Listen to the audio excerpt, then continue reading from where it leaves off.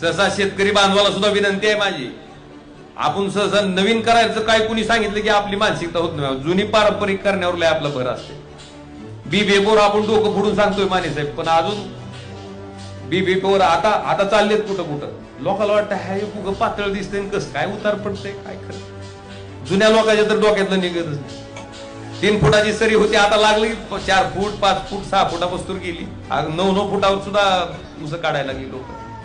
सोयाबीनचं सुद्धा बीबीएफचं जे उत्पादन आहे, साध्या टिपणीनं पेरलेलं बीबीएफनं पेरलेलं दोन्हीच्या उतारात तुम्ही आता तुम्ही काय करा, एक आपलं एकरभराचा तुकडा आहे का नाही, अगर 2 एकर असेल, 1 एकरभर त्या तुकड्यात तुम्ही साध्या टिपणीनं पेरा आणि त्याच तुकड्यात दुसरं बीबीएफनं पेरा आणि दोन्हीतला उतार फक्त काढून घ्या। मला वाटतं ह्या दोन्हीतला उतार तुम्ही स्वतः जेव्हा बघचाल तेव्हा तुमच्या लक्षात येईल किंवा बीबीएफनं जी पेरलंय त्याच्यात तुम्हाला जास्त उतार पडतंय। मला वाटतं ह्या पद्धतीनं